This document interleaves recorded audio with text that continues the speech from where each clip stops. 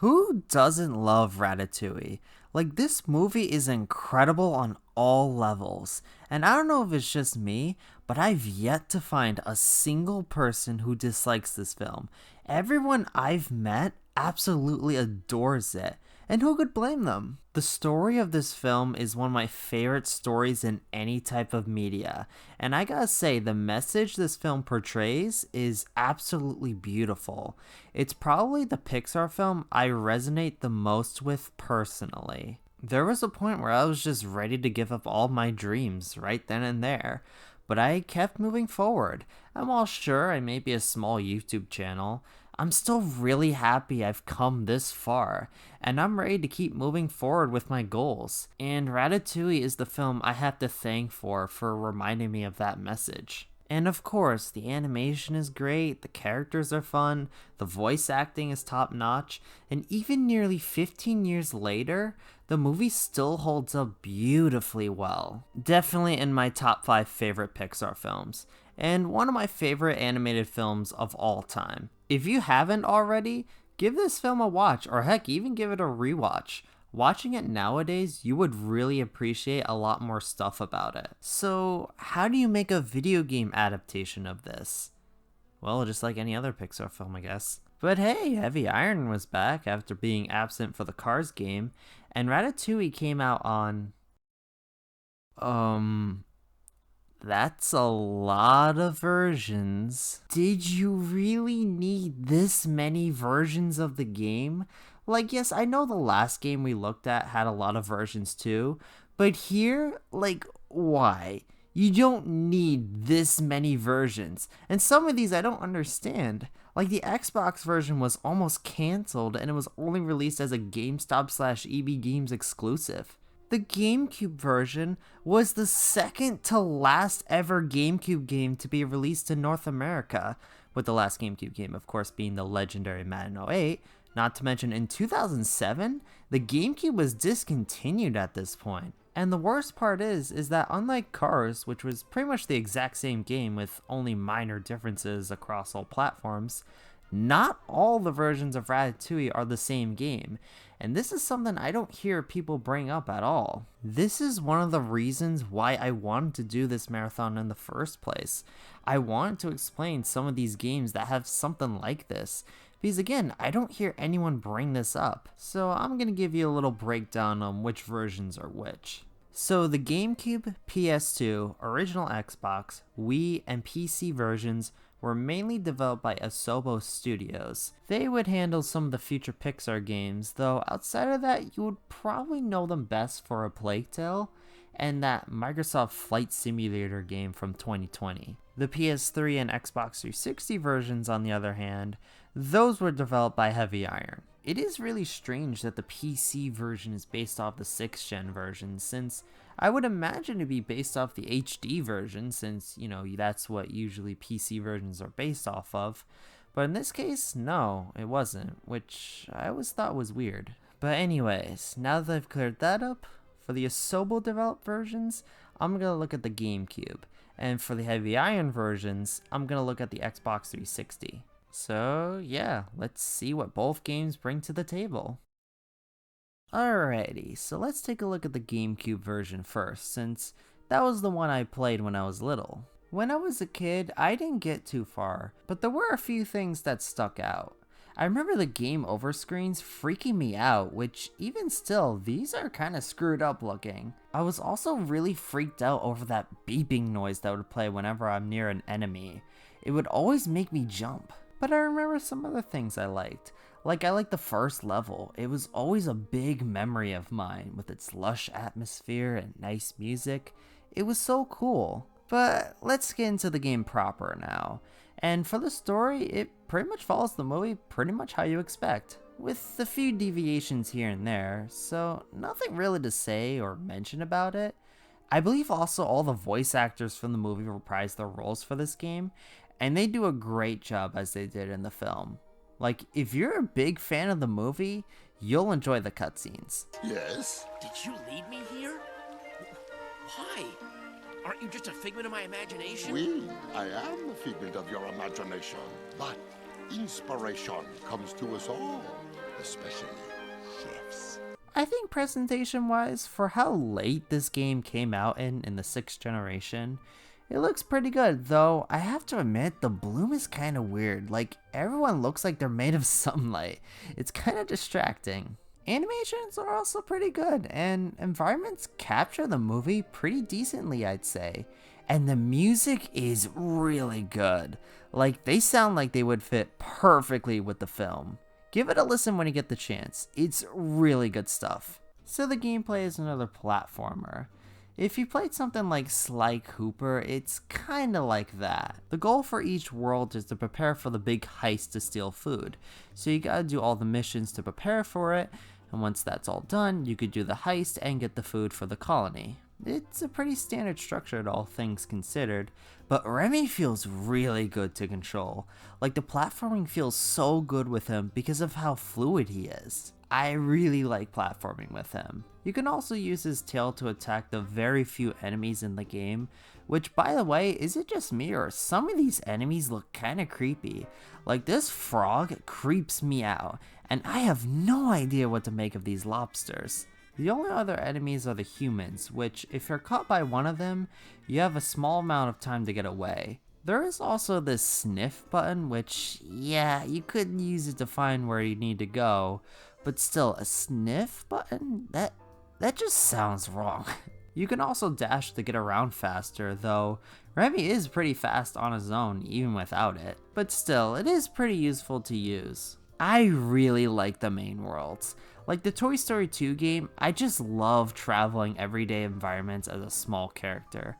And while I wouldn't say these are as good as Toy Story 2's levels, I still really like these settings. Like I said, the opening level is a great way to show off what the tone of each world is like. I love the kitchen. It's this really busy place with all these cooks running around. The market, while it wasn't in the movie, is also a really fun world too. In fact, the missions you do are pretty well designed. Again, the platforming is really solid, and while the variety ain't super wide with what you do, none of them drag on and they keep a good pace. If you collect a certain amount of trinkets in a world, you can upgrade the sewers, the hub area of the game, but honestly, I didn't really go for them since I barely spent any time in the sewers, and aside from the music, it's literally the only thing I remember from it. I do really like the chase and slide sequences too.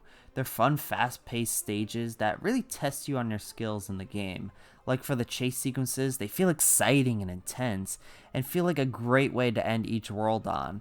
And with the slides, same thing. I like the adrenaline these have, and the music in these sections are great. The minigames in general though, they're fine. I like the ones with Linguini, those are pretty fun. They capture the cooking of the movie pretty well. And the other minigames with the colony are alright. Like, I wouldn't say they were amazing, but for minigames in a platformer, these were some of the better ones I've played. However, the absolute best part of the game has gotta be the dream levels. If there was one reason to get this game, it's for the dream levels. These are really fun to travel through. I love the aesthetics each of them have, they offer a great challenge, and the music is honestly phenomenal.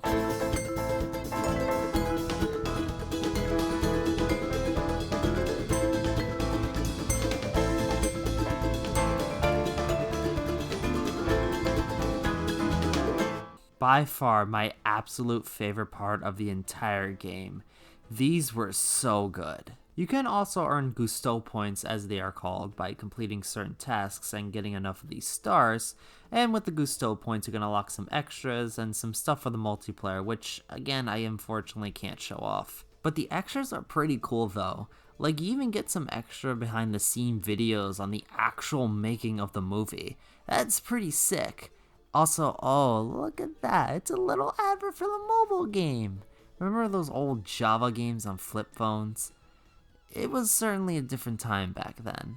Now, while I do really like this game, I do have a few problems with it. For one, I do think the main worlds kinda overstay their welcome by the end. Like, the last two worlds take a little too long to do and they kinda drag out. And also the swinging is pretty awful. It's so clunky and not fluid at all. Like, this is the only part of the controls that are pretty bad. But aside from that, I think the Asobo developed versions of Ratatouille are really good.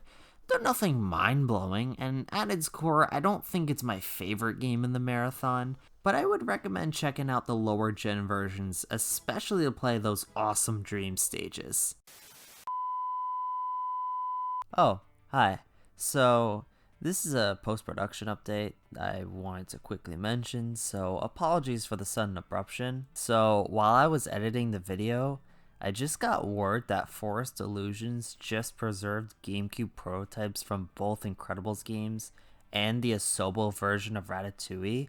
I didn't expect this to happen, especially since I was just editing this video when I found out, but this is pretty cool to see. If you want to see the builds and what they look like, I'll leave a link to Forest Illusions' post on Twitter. They provide more info on these prototypes. The Ratatouille build especially is pretty interesting to see, but yeah, I just thought I'd share it since it just came out recently, and you know, since I'm doing the Ratatouille game, why not mention it here? But anyways, back to the video. Now, let's take a look at the Heavy Iron developed versions, the Xbox 360 and PS3 versions.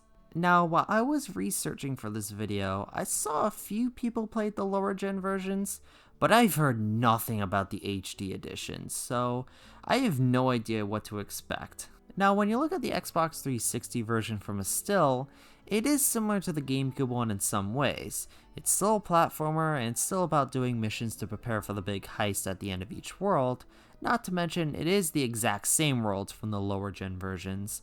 So in a way, it's kind of a full remake if you really want to think of it like that. But then I played this version, and yikes, what happened here? Like, I'm legitimately shocked. This is a downgrade in almost every way. So firstly, the controls. What happened here? While Remy can do everything he can in the other version, here he feels so heavy. Like when you're jumping, Remy feels so heavy and nowhere near as fluid as he did in the GameCube one. Plus, he moves way slower, and the dash button doesn't even make him any faster, and you can't do it whenever you want, unlike the GameCube one. It has a meter up top, so you can only do it at very specific times. Even jumping on poles feels a lot worse. In the GameCube one, they gave you an indication with an animation of Remy landing on the pole, but in the Xbox 360 one, he just magnetizes to it. No animation indicating you're gonna land on it, which makes jumping on poles a lot harder than on the GameCube. And oh, I'm just getting started with these problems. Now, like I said, the structure is mostly the same. However, now the missions are blocked by this charm system where you have to collect a certain number of them to progress. Remember when I said about the GameCube version where the worlds drag a little bit at the end? Now with this charm system, they make the worlds last even longer now than necessary. Like, why add this? There was no issue with the progression in the GameCube version. The charm system is completely unnecessary and completely ruins the flow of the levels. The missions aren't even as fun as the GameCube one. Like, most of them are just so slow and none of them feel exciting to do like how the GameCube version's missions were. It felt like you were building up to a grand plan with what you were doing. Here, the missions don't feel like they're connecting. Like, yeah, there's still a big heist you do, but like most of the missions feel very disjointed and it's not very satisfying once you get there. Also, the minigames are just awful. Most of them are the exact same thing with Linguini, just moving the item into the circle and that's it. Again, the GameCube minigames weren't amazing and there could be a bit more variety to them, but none of them overstayed their welcome and were perfectly fine. Here, my gosh, the Linguini minigames take forever to do, and it's literally the only one you'll do for the cooking minigames. But you may be thinking, well, the dream stages are still fun, right? Right? What dream stages? Because they don't exist in the Xbox 360 version. The best part of the GameCube version is not even here. Yes, there are these other minigames that take place in the dream worlds, but they're over before you know it. The dream stages were excellent. They were a great challenge to do, but instead we have these mediocre at best minigames. What's that about? Again, the voice acting is still good. However, they keep repeating the same lines a lot, especially with Gusteau, and it made my head really numb listening to the same lines repeatedly. He's getting too far away. Stay with him. He's getting too far away. Stay with him. Too far away. Stay with him. Getting too far away. Stay with him. Getting too far away. The chase sequences in the GameCube one were really exciting, and I love the intensity they brought in. They were a great way to end off each world. All of that is lost in the Xbox 360 version. Like, wow, look at this. This is so lame. No intensity, not exciting. They just feel soulless. Look at this comparison. The GameCube version is intense. The chaser's swiping at you, throwing stuff at you. It's all lost in the Xbox 360 version. They just chase you in the most generic way possible while you avoid the most very basic obstacles. Even the menus lost all of the charm of the GameCube one. In the GameCube one, it's this nice cookbook. You flip through the pages to select each option. Then you have the Xbox 360 version, which is just this generic black menu with like zero charm. It doesn't even have the unique, iconic game over screens. All of them are just Remy looking bored, which pretty much summed up my experience with this version, if I have to be honest. In fact, that's my biggest problem with the Xbox 360 version. It lost all of the charm that made the GameCube one really fun. The missions aren't as fun. The problems I had with the GameCube one weren't fixed or improved. In fact, a few were made worse, the new stuff is unnecessary, and everything else just felt soulless. I know I may be coming off really negative, especially with this type of game, and I apologize for that. I'm an optimistic person, so I really want to see what positives this game has. But I really liked the GameCube version a lot. More than I thought I would replaying it for this video, and seeing this version of the game, it made me really appreciate the GameCube version way more, and thinking how awful it could have been if it was just like the Xbox 360 version. Now, I will give the Xbox 360 version some credit, since it does have a few genuinely good things about it. The presentation is a huge step up. I mean, it is Xbox 360 and PS3, so it is going to look a lot better. But the models look really good, the animations are way better, the environments look a lot nicer, and the great soundtrack is still there. Also, at least on the Xbox 360 version, you of course got achievements, which are nice if you're into achievement hunting and you want to bring up that gamer score, if you're still doing that nowadays. But everything else is a huge downgrade. Like, when you're talking about the 360 version of Ratatouille on its own merits, it's average at best. But compared to the other version, it's pretty trash. This was so disappointing to see. I was really looking forward to playing the Xbox 360 version, since it seemed like it was just going to be a better version of the game and be the de facto version of the game I could recommend. But no, it just ended up being a pretty big disappointment in this marathon. Like, I'm not going to say this was the worst game in the marathon, it's not that bad. But overall, this was easily the most disappointing game in this marathon so far. I can't recommend the Xbox 360 or PS3 version of this game, when there is a much better version of this game out there. If for some reason you want to play it though, then try and hunt down the 360 version, since for some reason on PS3 it's way more expensive. I have no idea why, so if you really want to try this version of the game even after watching this video, then go for the 360 one, since it's way cheaper to get. But as for the lower gen versions, these I would absolutely recommend checking out. Like, I was completely surprised when I replayed it. I had a lot of fun with it. I love the platforming, the controls are really nice, the missions are fun, I like the chase sequences a lot, the dream levels are excellent, and again, for a very, very late 6th gen game, it's still a really fun game. I highly recommend checking this game out.